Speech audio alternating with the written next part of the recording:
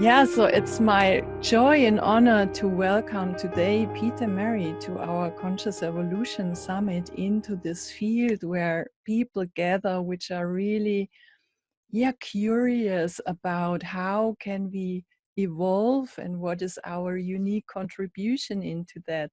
And before we can listen to Peter, I want to just read a brief introduction to you. So Peter Merry is a co-founder and chief innovative officer at Ubiquity University. He has a PhD in Volution Theory, a new philosophy that transcends yet includes linear evolutionary thought. He's an activist, entrepreneur, philosopher, musician, and a father. Very important. That grounds all of it into your life. So yeah, welcome again. And Peter, I really hand over to you, and I'm curious what you have to share. Oh, great. Thank you very much. It's a pleasure to be here, and thank you for the invitation.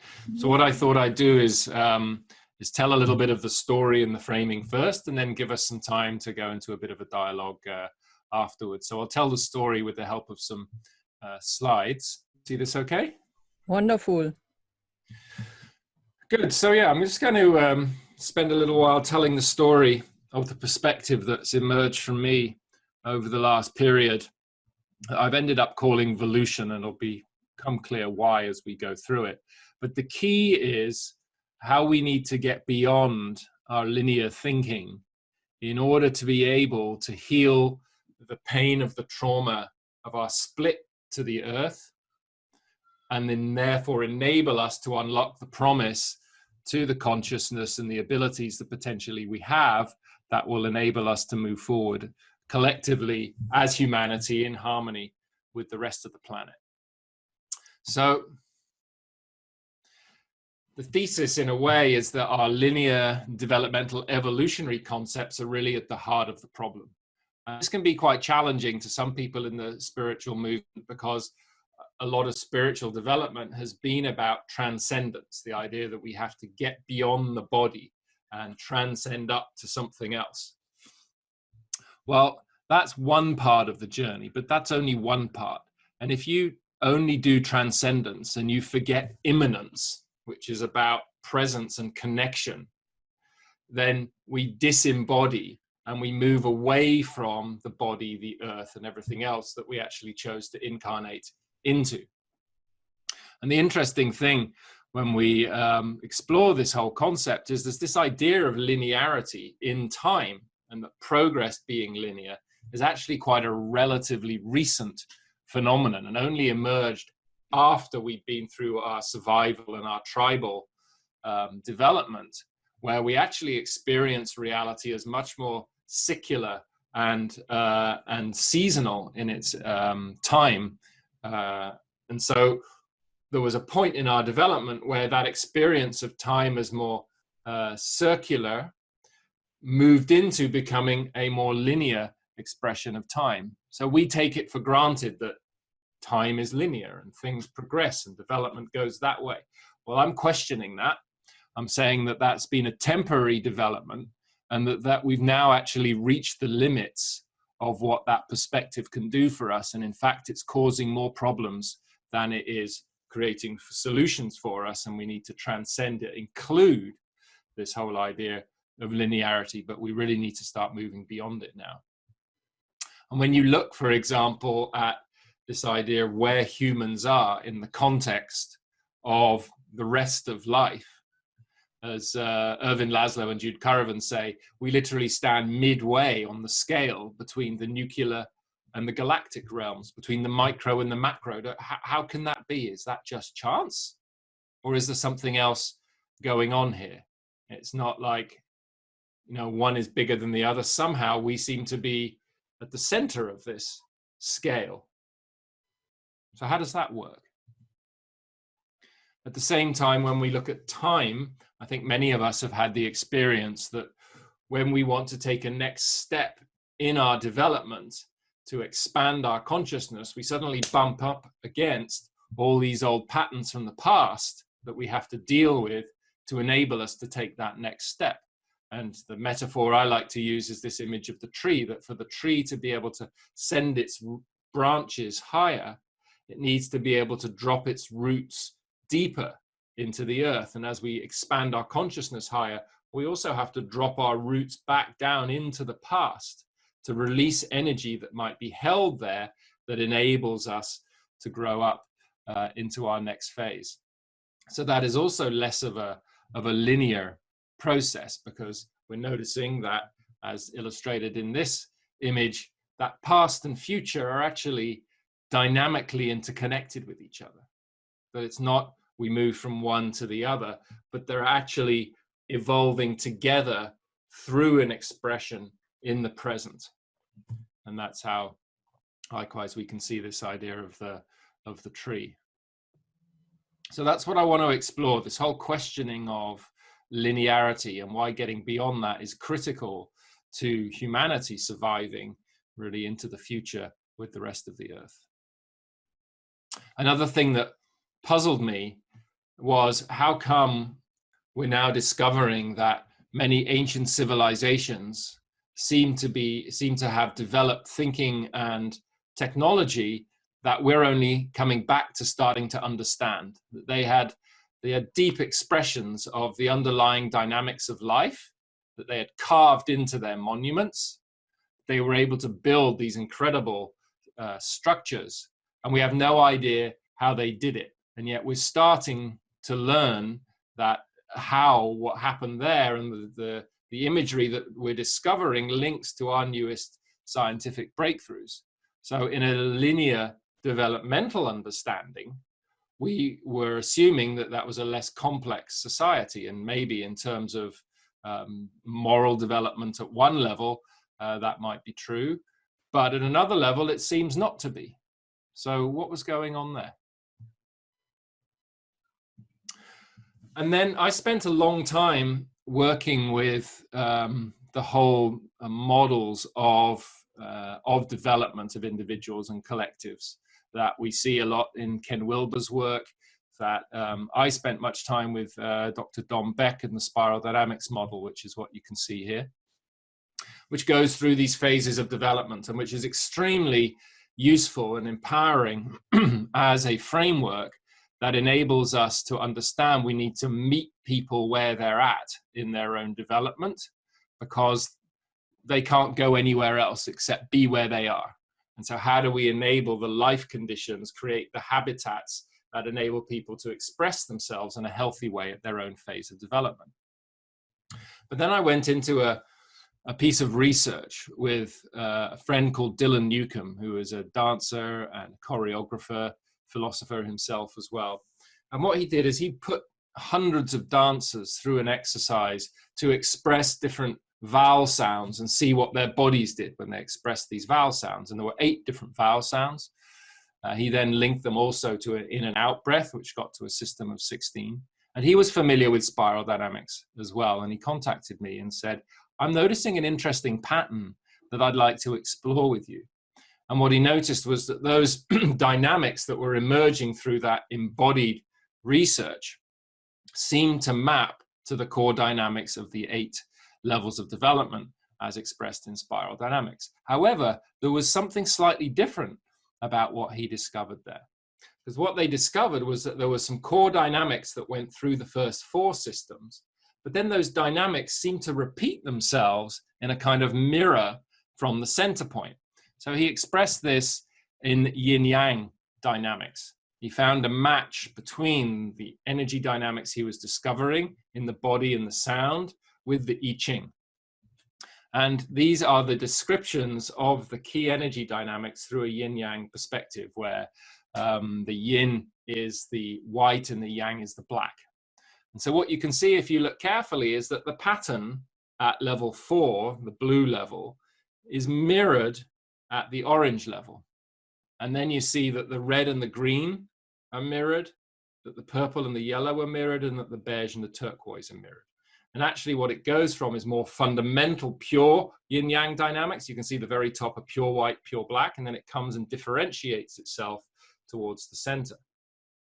So what was going on there? Because what the dancers were experiencing is that the energy dynamics were fundamentally the same in those systems, but the higher level systems, say orange through to turquoise, had a more subtle expression of the equivalent system earlier on. So there was something else pointing to a non-linearity in the development and pointing to this core center point.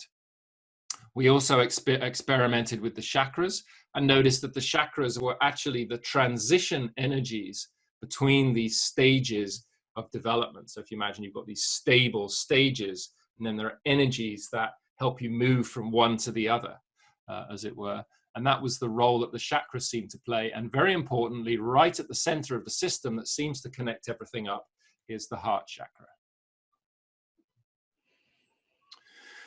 So the image that I got as I was inquiring into this, how can it be that it's not just one step after the other that we were thinking about, but there seems to be a correlation from the external systems moving in from beige and turquoise, the kind of holistic, what we call turquoise system, to this precognitive experience of unity, which is what beige is, very embodied system, that there's a mirror between them, and that they then move in and out actually like this, rather than moving one step up at a time.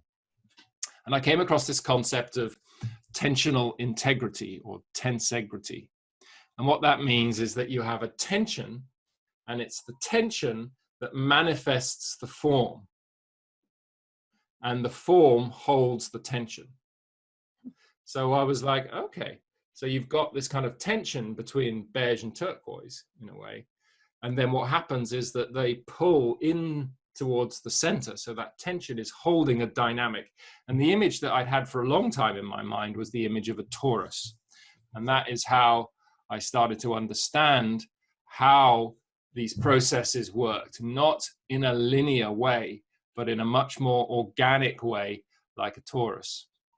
And this is the torus, is the form that you can see in the background here. And when I was sitting one day thinking, okay, so we've got evolution going one way, but we also talk about involution, where things come into form. Evolution, things expand from form. Involution, things come in. But I didn't see them as two linear processes. I said they are one process that's going on here in this torus. So what do evolution and involution have in common? Well, if you take off the in and the air, you get volution. I was kind of, oh, that's interesting. I wonder what volution means. I had no idea. So I looked it up, and it means spin. And everything in life in the universe spins. Cells spin, our planet spins, everything spins. And this is, of course, what the torus does as well. So then I knew I was onto something. So the way this works geometrically is that if you look at the science around geometry and form and manifestation processes, what is called the unified field is actually a set of tensions held in place by a certain geometry. And it's not, this is what holds it static, as it were, as potential. And it's when there is a pull on that field from a need in the world, you could say, or a niche in the ecology, where something needs to fill a gap, there's a vacuum, there's a need for something, then that creates the tension between current reality and desired reality. And it's that tension that activates this unified field and this geometry to bring something into form. And it looks like this. So you've got this, this toroidal form, and then you have this layer of manifestation at the center. So this is the simple kind of graphic representation that I made. I'm going to talk you through of how this process actually works. You have this creative tension then between what I call the seed and the potential. And the seed, as you will know, is very dense matter, and potential is a kind of field of possibility. So it's much lighter in its structure, as it were, whereas a seed is very dense, potential, subtle, you could say, and seed, very dense, gross matter. And they essentially grow into each other. So the potential that is held as subtle information in the field grows into the seed, and the seed expands into that field. And what that creates in terms of a torus is this surface that could be called a brain. And a brain, it's spelt this way, but interesting that it's also the brain as we spell it the other way, like a membrane, is what holds all the information of the system. And that information is its potential that can be turned into form, literally in formation. So back to this image, you can see you've got the seed, the potential, and the surface. Brain is this surface of the torus that wraps around the outside, with the manifestation layer at a 90-degree plane at the center. So you've got this pull between the two tensions. And interestingly enough, I put the heart chakra here because it seems to be at the center of all of this. And the very first organ that is actually evolved in the womb is the heart. Everything else grows out from the heart. So we have this tension between current reality, possible reality. That creates a movement that starts to manifest at this central point. And there are three main elements to this that tie in to the core trinity that you see back in many religions and spiritual traditions. At the one level, you have the manifest, which is the world as we know it around us. That at the other extreme, you have the container, which is all the possibilities and potential that this form could manifest, the container.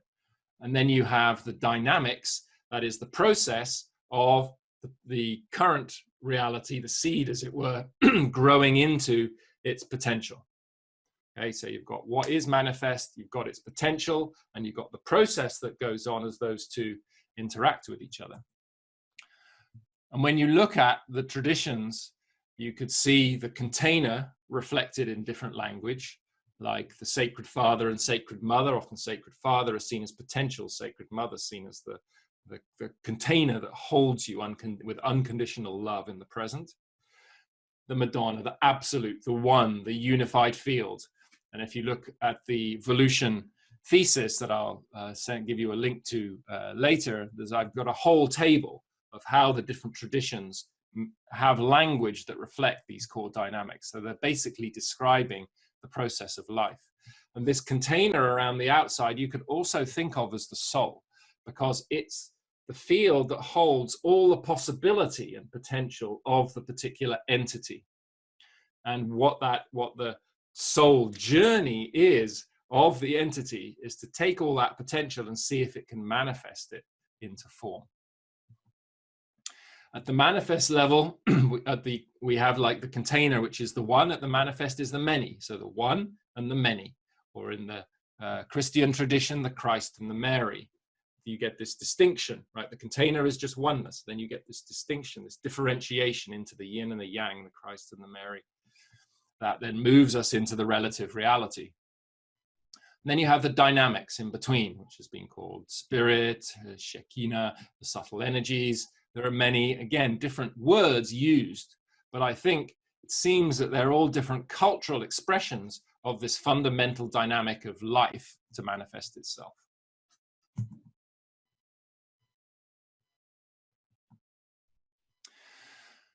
So this process actually also has a geometry to it, and this is Buckminster Fuller's jitterbug that goes through a certain number of geometric forms, breathing in and out of this tension field that is the evolution process. If you remember, you've got seed and potential. This is the dynamic that goes on. And what he describes is how essentially information flows throughout the whole system between the manifest and the potential the whole time. And the actual geometries of these take you through the key geometric forms, the Platonic solids that we know are the core foundational building blocks of all material life. So you're going through this system of potential into manifestation through these different geometries. And what you see is literally a breath. And there are many traditions who have talked about life in the universe as basically being a breath, a breathing process. So not a linear process that goes from A to B, but a breath of in and out, that's continual flow of information in an interaction between matter and potential. And for those interested in sacred geometry, what you see is that the parts within this process are continually refining themselves to become closer to this Fibonacci sequence, or phi, which they call the golden ratio, which is the ideal proportion between parts and a whole. So during this process, as life is shaping up, it's refining its relationships between part and whole.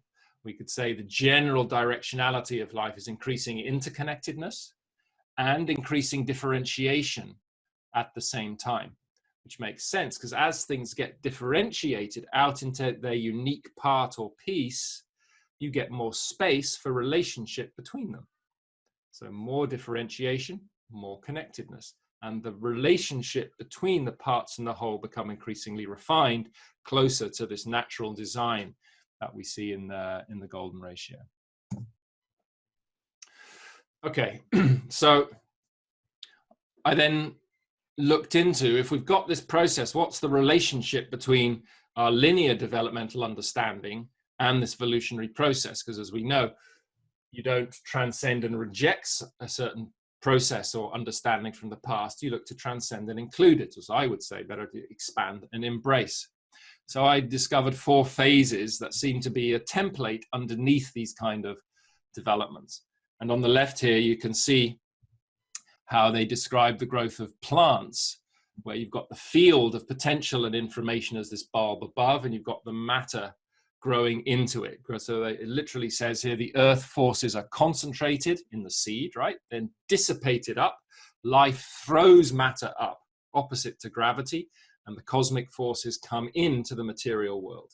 So you've got the information coming in and the matter growing up, and as information comes into matter, it expands it, right? From the dense seed into the beautiful objects and plant life and everything else that we see around us.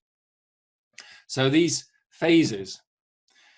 In the first phase, essentially, energy is built up within the boundary of the seed. So you've got this entity, it's contained within its own self, and it's building up its energy within that.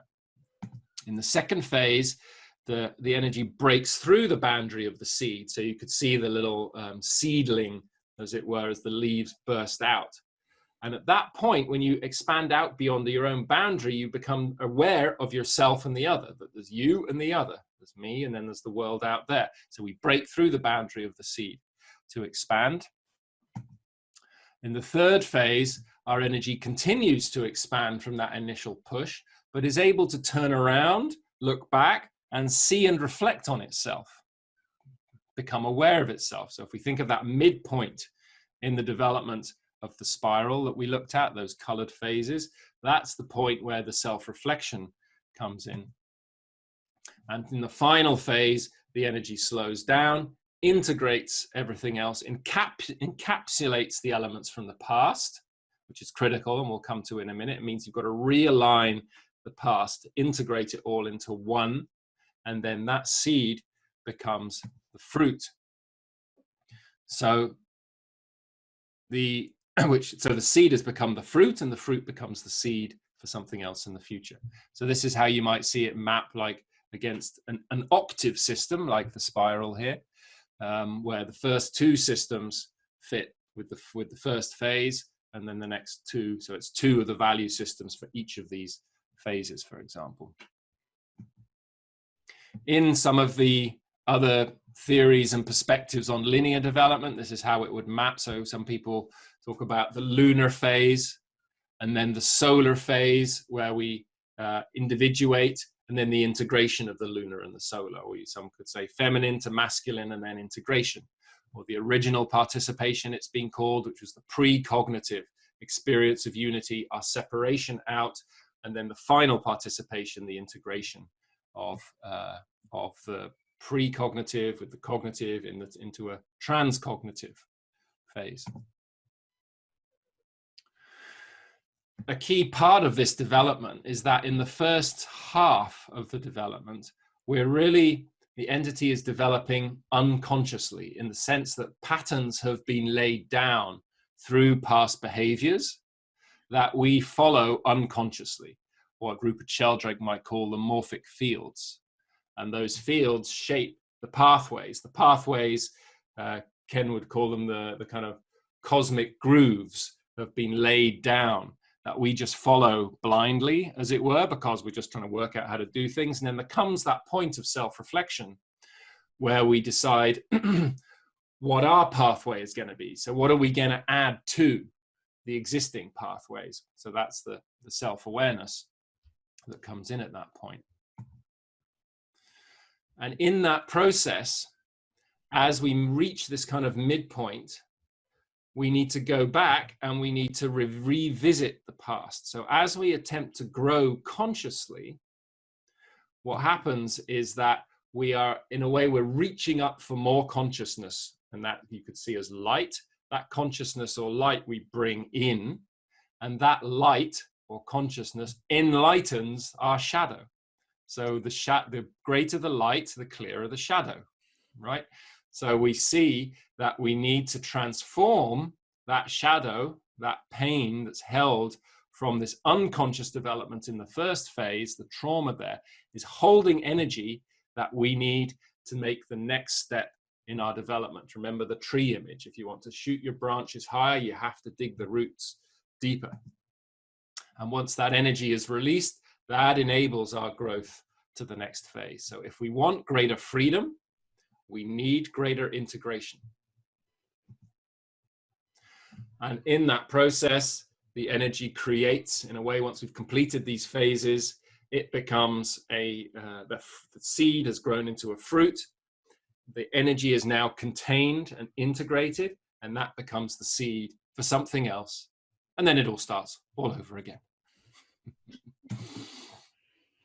So if we take that understanding and apply it to where we are now as humanity on the planet, and just use this model of human development over time, then the key thing that I see that has gone on is that when we moved from the first two phases here, which were precognitive, experiential, yin-based, because their foundational assumption was connectedness, even though it wasn't a cognitive awareness, it was an experience of. And we then moved into, and this is the earth, remember, so we are the earth. So this is an experiment of the earth that at this point decides, wouldn't it be interesting if I could see myself, become aware of myself, reflect on myself? And so in this process, we differentiated out. So the ego, in the sense of separate self, emerges and is therefore able to see the other. And in order to do that, you have to differentiate between the previous phase and understanding and the new phase to create space for the development of the ego. But if that differentiation becomes a disassociation, then in psychology, they would say that is what becomes a pathology and a trauma. Because instead of transcending and including the past, you've transcended and repressed it. So in our Western development, what seemed to happen is around this phase, we weren't able to somehow transcend and include this previous earth-based feminine sense of belonging to this oneness of the planet. We weren't able to, we were somehow, for some reason, maybe so fearful or afraid of the wildness that contained. And in that context, you had the emergence of what became the traditional religions, who decided that, in fact, God was out there and we needed to put in place a hierarchy to be able to control the wildness of nature, the wildness of the feminine. Why do you think we burnt all the witches? Because they represented direct access to wisdom in the world around us. They represented a wildness that was frightening to this separated ego that wanted to have its own identity and not be dependent on or related to something else. So that core trauma, in my hypothesis, is what lies behind all the problems that we've got on the planet at the moment. Because in our development, we've kept going, but in a way what we're doing is we're continually trying to run away from this trauma from the past, and we keep creating all this stuff in the world around us, but we're doing it with a complete lack of awareness that we are the earth. And if we had that awareness, there's no way we could have done what we have done to the planet, because we'd have realized we're ultimately doing it to ourselves. And so that is the key. And until we actually are able to reintegrate that precognitive sense of belonging and safety and trust, that, by the way, brings great rest. And if we look at our Western society, if anything is missing now, it's rest, because it enables you to sit and rest and be with.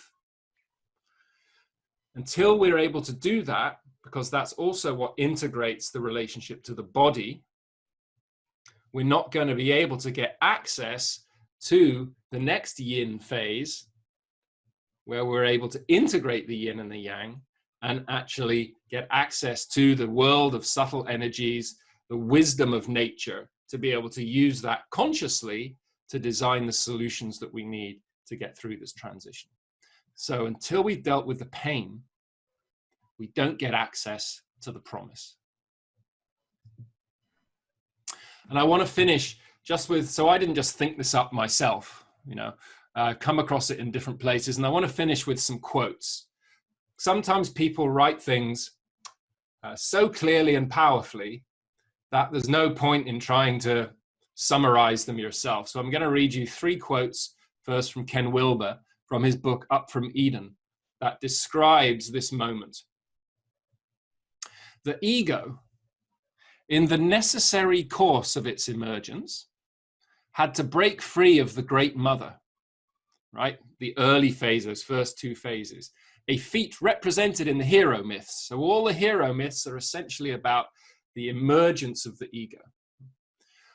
But in its zeal to assert its independence, it not only transcended the Great Mother, which was desirable, but it repressed the Great Mother, which was disastrous. It is one thing to gain freedom from nature, emotions, instincts, and the environment. It's quite another to alienate them. The Western ego did not just gain its freedom from the Great Mother, it severed its interconnectedness with her.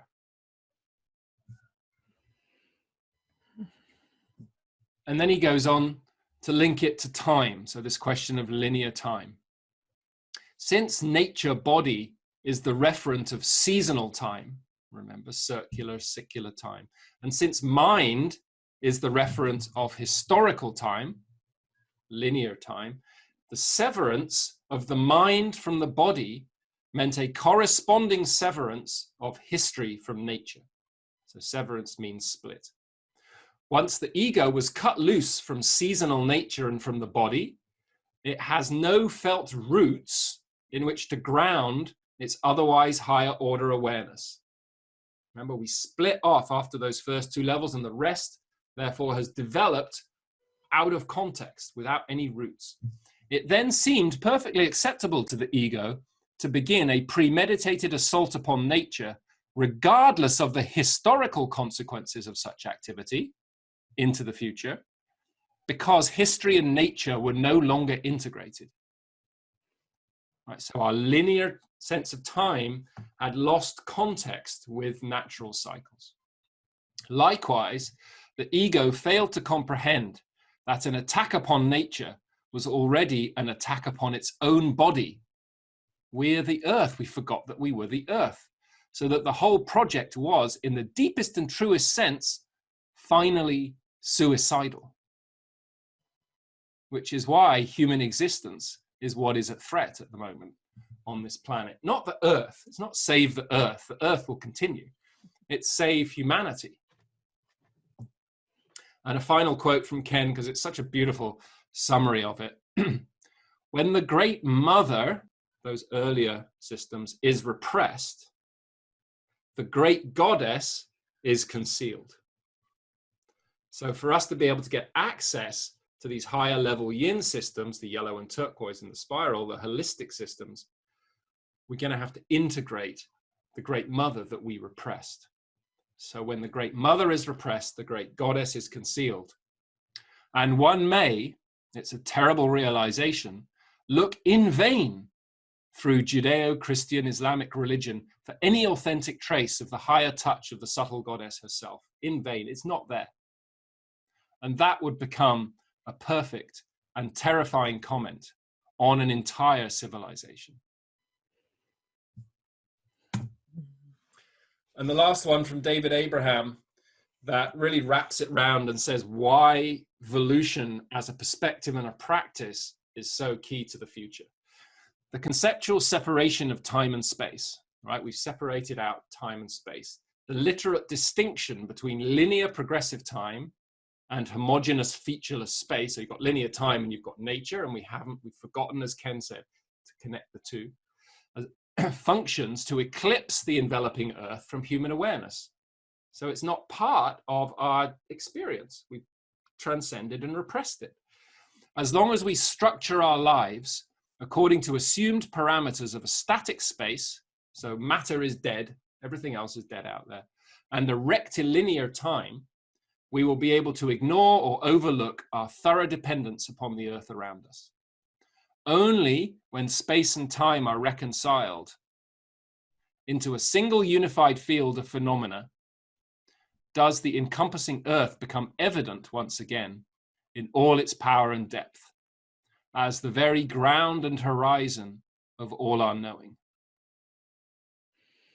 So for us to be able to remember, literally put back together, remember, put back together who we are as the earth, we need to get beyond this traumatized, linear race of progress, even expressed in spiritual traditions, where it's all about transcendence, away from the body, away from the earth, back into an understanding of this evolutionary process, where we actually are growing out from the heart up into greater consciousness, but at the same time deeper into our bodies and deeper into our relationship to the earth and each other.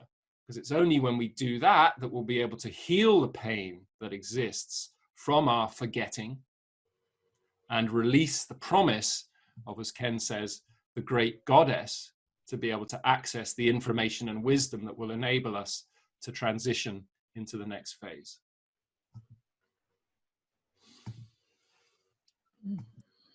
So just a couple of references if you want to look anything up afterwards. There's 3 books in the pipeline. There's The Pain and the Promise that'll go into this, that whole thesis in more detail. Look at what's the details of the pain, what are the possibilities of the promise. Volution will be more the whole Volution Theory. And then Leading for the Field will be a beautiful artistic handbook of basically 12 principles for leaders to be able to curate the energetic field of the systems that they're a part of. And then here's a few websites. Volution Theory is where all the PhD work is. As my personal website. Humanity Rising is an initiative we're doing at the moment, bringing together speakers to be able who have insights into the potential future.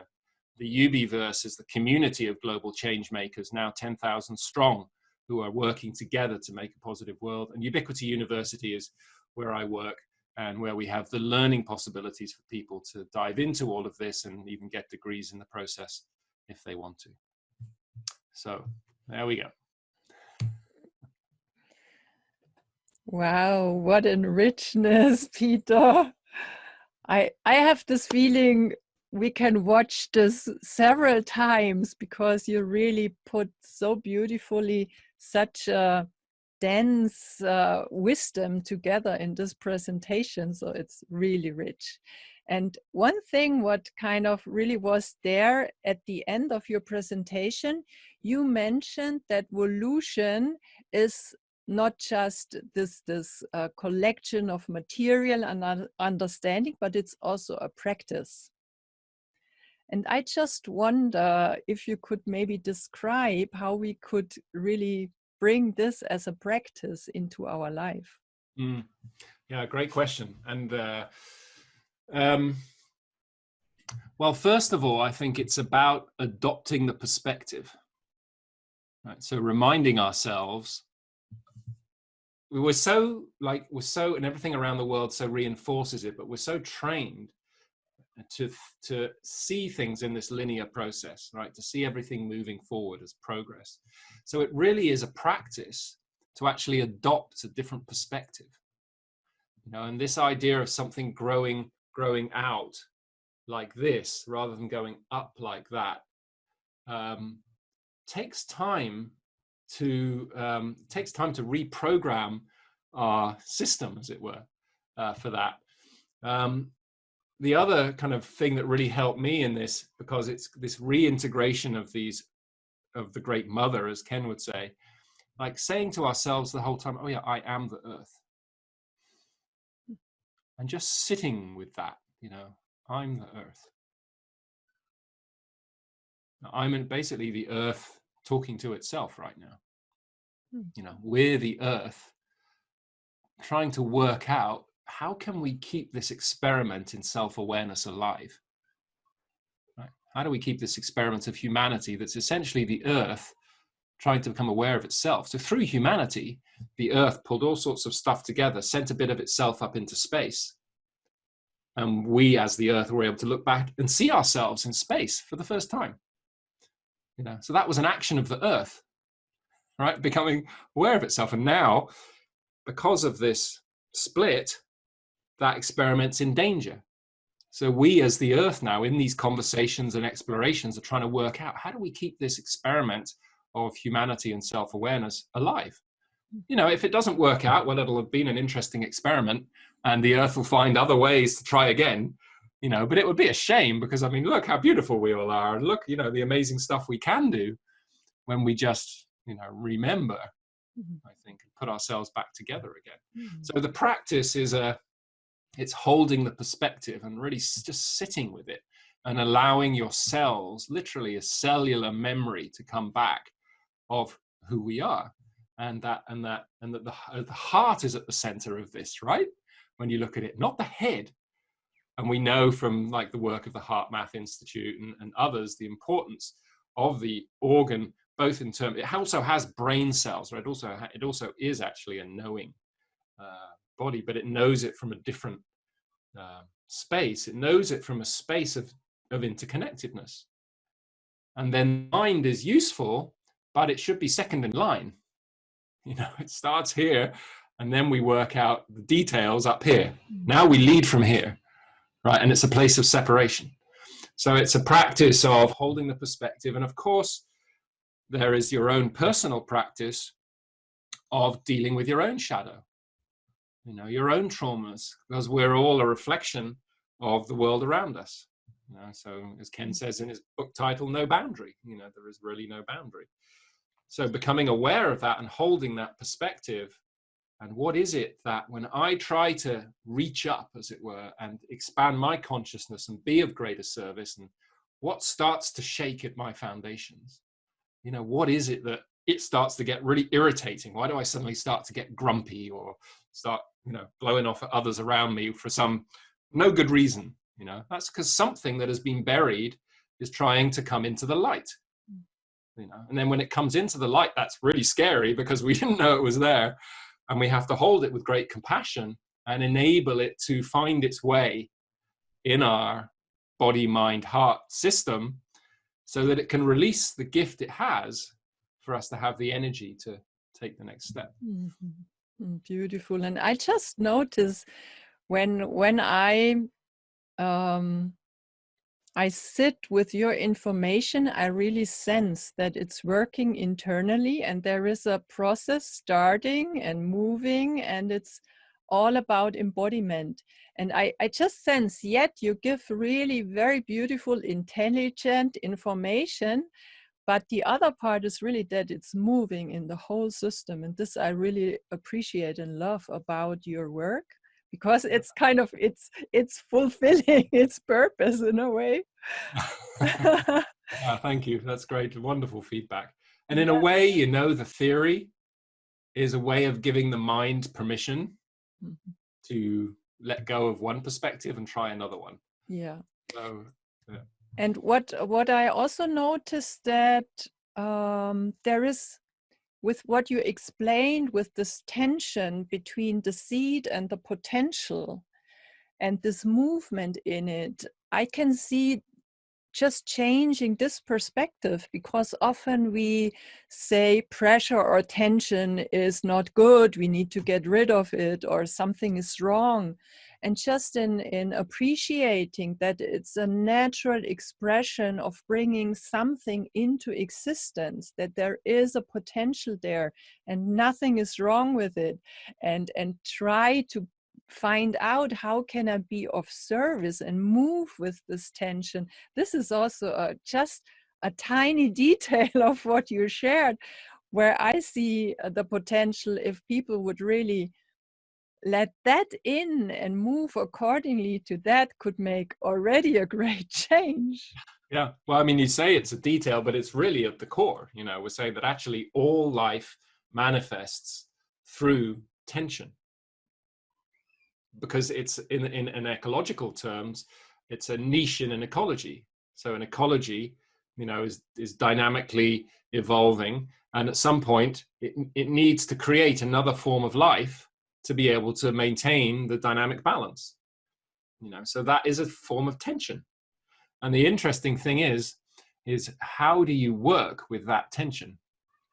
So another part of the practice, when you've got this sense of possible future, possible desired future, that's when you work with intention. Notice that intention is about bringing something into tension, literally intention. And what we're doing with intention is we are uploading a pattern of information into the field of potential and creating that tension between present and possible future. Now, the illusion that we've created for ourselves through the separation is that we can then control that process of manifestation. Because, of course, we're the creators, you know, we're the ones who could organize it all. And yet our scientists telling us that, well, we only understand 4% of reality. They say the rest of it we don't understand. We call it dark matter and dark energy. So isn't that a bit kind of an illusion to think that when we have this idea of the future, that we're the ones who know what the plan is to get there? So the key is holding the clear intention, letting go of any attachment as to how that intention might manifest, and paying attention to how the rest of life starts to organize itself around us to bring that intention into manifestation. Mm-hmm. So that's another part of the practice. And when I discovered that, you know, a few years ago, such a weight fell off my shoulders. Mm-hmm. So I was like, oh, you mean we don't need to work out how to get there? We just have this free will, which we have to be able to upload an intention. If that's resonant with many other aspects of life, then there'll be great synchronicities occurring around us as things just pop into our awareness, and the rest of life organizes itself to bring that potential future into reality. Mm-hmm. But as potential co-creators in that process, we do need to make a conscious choice.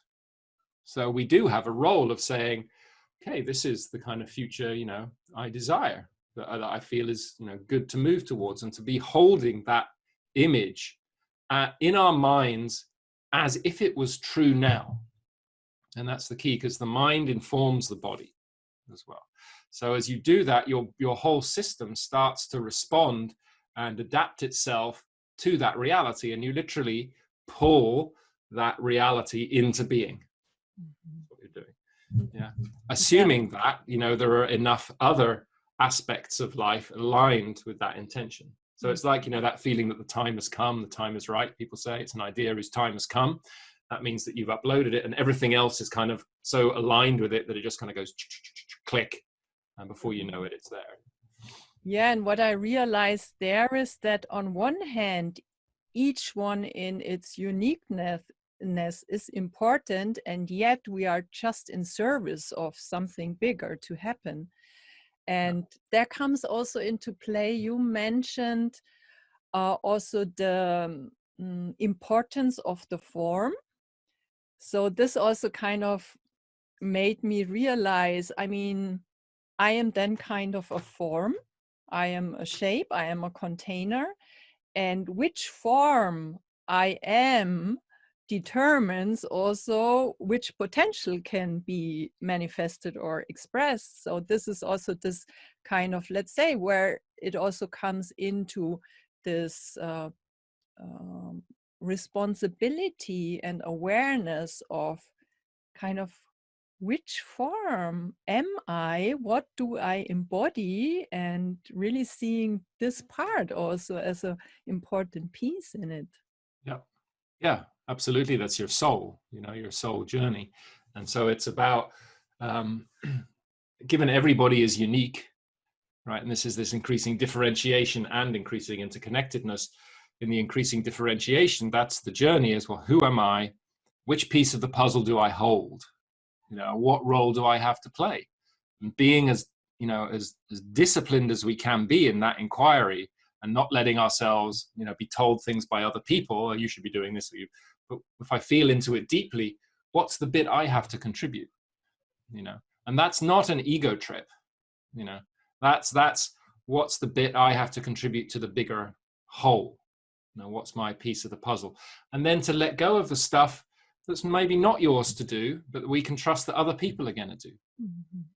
We don't have to do everything. This is also one of the traps of kind of change makers and planetary activists is, oh, we ought to save the world, and my God, there's so much to do. Yeah, but what's your piece? Because the sooner that we crystallize our piece, the sooner we'll find the other people who have the complementary pieces. If we think we're going to do it all, then we'll be shutting out the others because we'll feel threatened by them. Right? But what's my piece? Yeah, and this ties into what I also sense is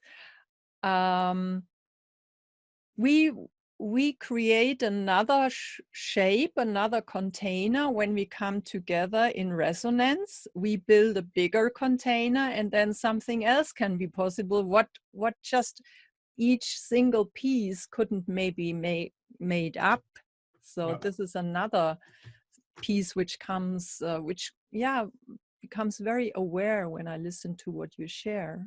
Yeah, absolutely. So when we connect as in a number of us through particularly our hearts and our purpose, then we create a container, and we start a new, in a way we're creating a new vehicle, a new container, a new field that is going to start attracting things. And in Princeton University, they spent 28 years researching the impact of intention on otherwise random events. Human intention, it was called the Princeton Engineering Anomalies Research.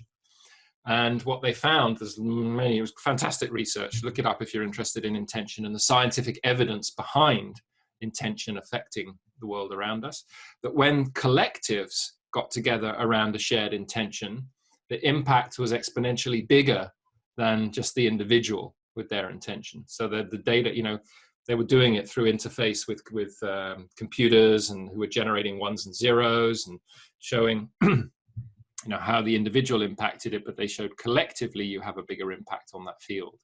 And in fact, there's this thing called the Global Consciousness Project, which has a number of these devices scattered around the planet, and they're tracking this field of possibility, probability.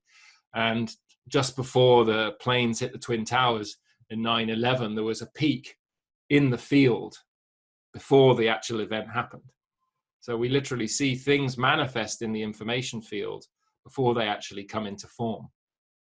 And that is the collective attention somehow, we pick things up in our information fields before they come into form. That's intuition. Right. So it's, there's so much to discover.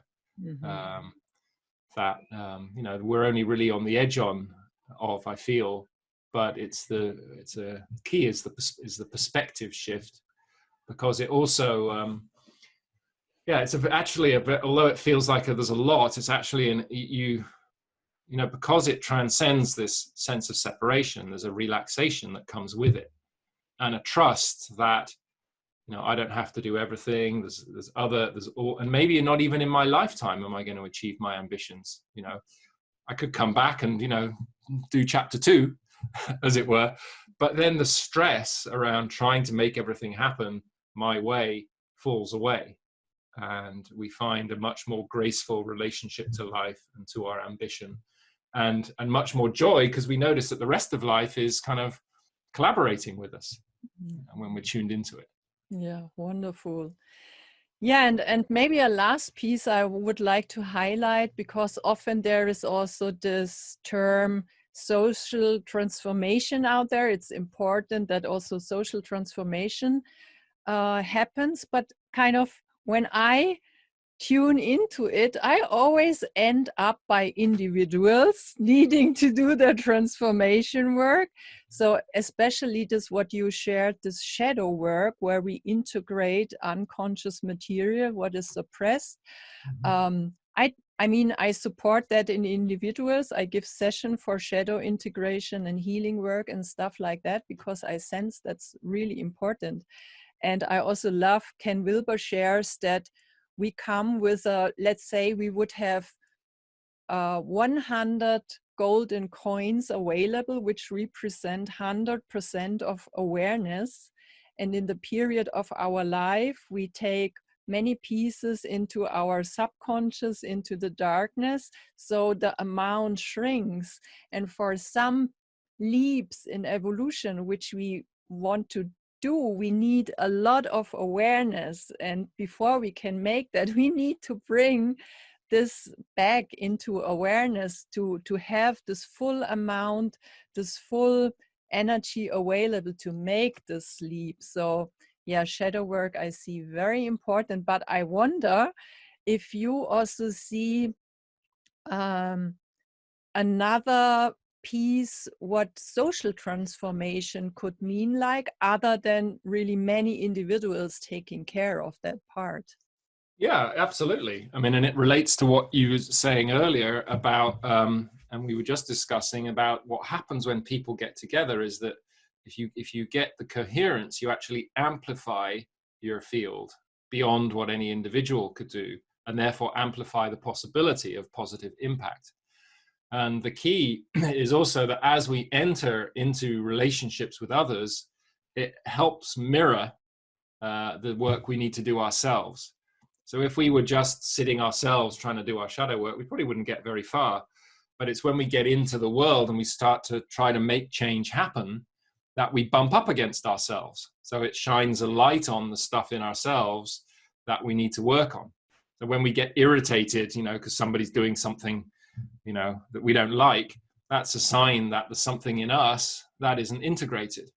That doesn't mean necessarily it was a good thing they were doing, but the fact that we were somehow irritated and knocked off our center by it is a pointer that there's something to heal and make whole in ourselves. So it's absolutely critical that we engage in the social transformation in the relationships with each other, because one, that accelerates our own personal development, and two, it builds fields of potential that have a far greater possibility of making a big impact than if we were doing it on our own. Mm-hmm. Yeah, when you showed this image of the seed, and where we look really just up in the tree and the fruits, and we are so focused in harvesting the fruits.